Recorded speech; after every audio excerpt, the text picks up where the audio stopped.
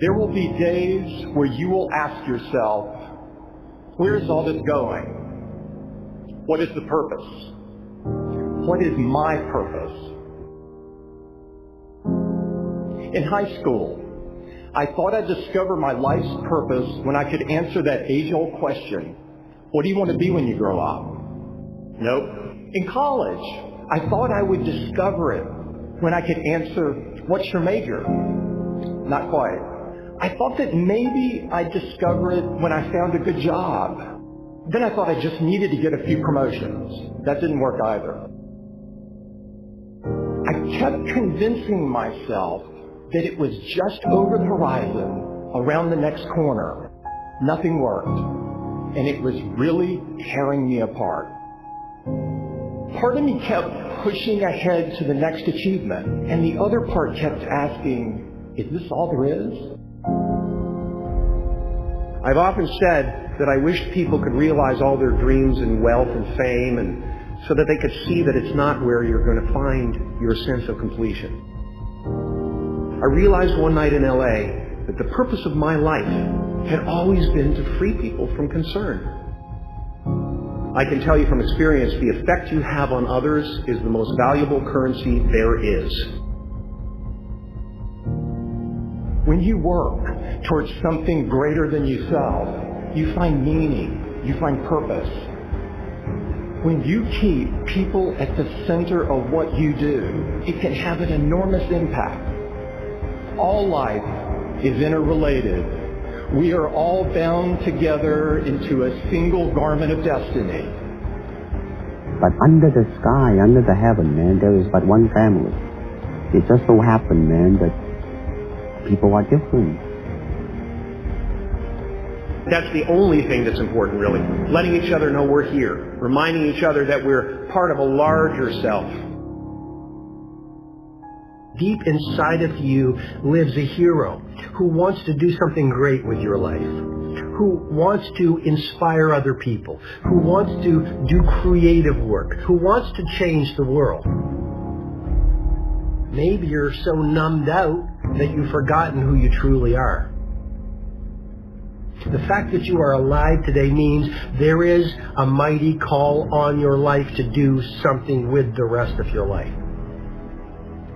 When you're convinced that your cause is right, have the courage to take a stand. Use your minds and hands and your hearts to build something bigger than yourselves. If you see a problem or an injustice, recognize that no one will fix it but you. A change in the world that seems so clear that you are sure someone else is going to do it. But they're not. You will. Ideas don't come out fully formed. They only become clear as you work on them. You just have to get started. How will you serve the world? What do they need that your talent can provide? That's all you have to figure out.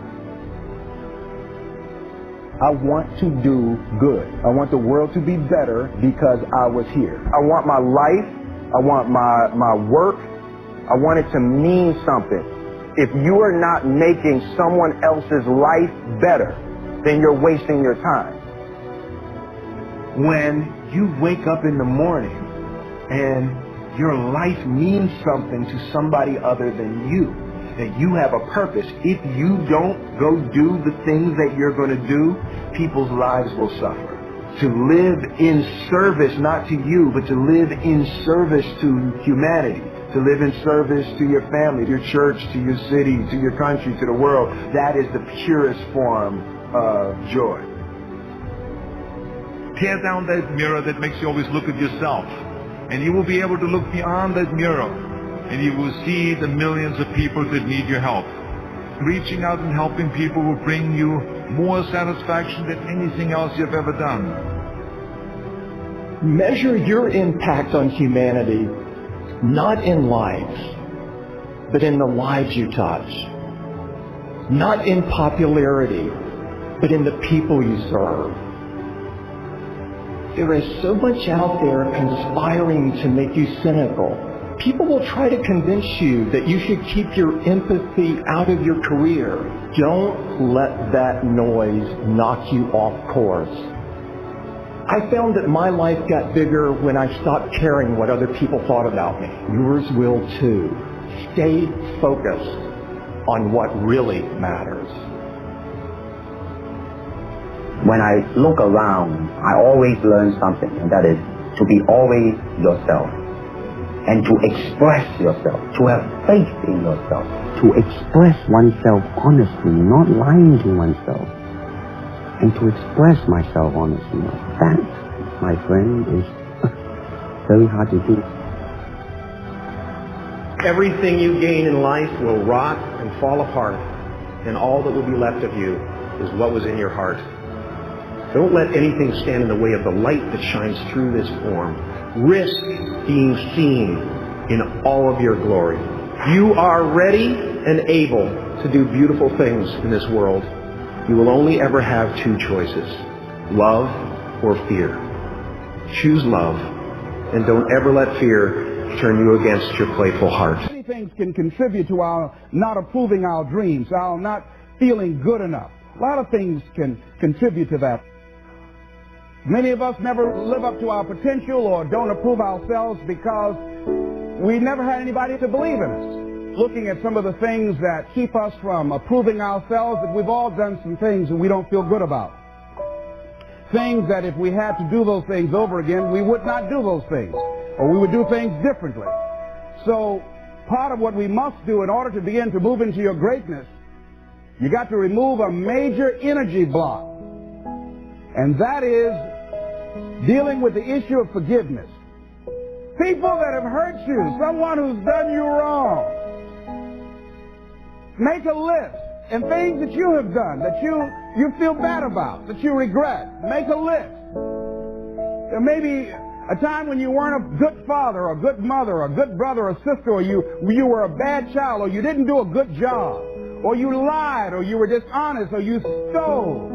No one knows this but you, or something you feel good about, so you know, there's a real dog in me to do that. Something you just really regret. So we make a list of all those things. All of us have some of that. Somebody said there's some good in the worst of us and some bad in the best of us. So none of us escape. Now here's something I want you to do. I want you to become involved in an active process to get some clutter out of your life. So if there's any area in your life that you need to clean up, there's some people who's cluttering up your life. They serve no purpose whatsoever. They're just holding and occupying the space that somebody useful, positive, nurturing, and contributing could be holding that space. You don't even have time to look to see what else is out there because you all have all of these people surrounding you that's not enabling you to grow. So look at what is it I need to get out of my life. Just start cleaning this stuff out. See, whatever you have in your environment is a reflection of your consciousness. So you got all that chaos there. That represents some disorganized, cluttered section of your mind. So let's get all that out of there, all right? Work to get that out, clean that up. Anybody that you feel very strongly about, have some negative feelings about, let's look at some good reasons to forgive them. Number one, you must try and see what has happened or see things from that other person's point of view. Let's look at it from their point of view. That's one area. That's number one. Then number two, holding a grudge hurts you. It doesn't hurt them. So just for good health and peace of mind, let it go. Any feeling of resentment or anger or hatred is called to me the load of bitterness within. Every thought that we entertain produces a chemical in our brain that impacts the body's immune system. And besides, this person you're hating, they probably are not even aware of it. Don't even know you're really hating them. You've turned up the steam.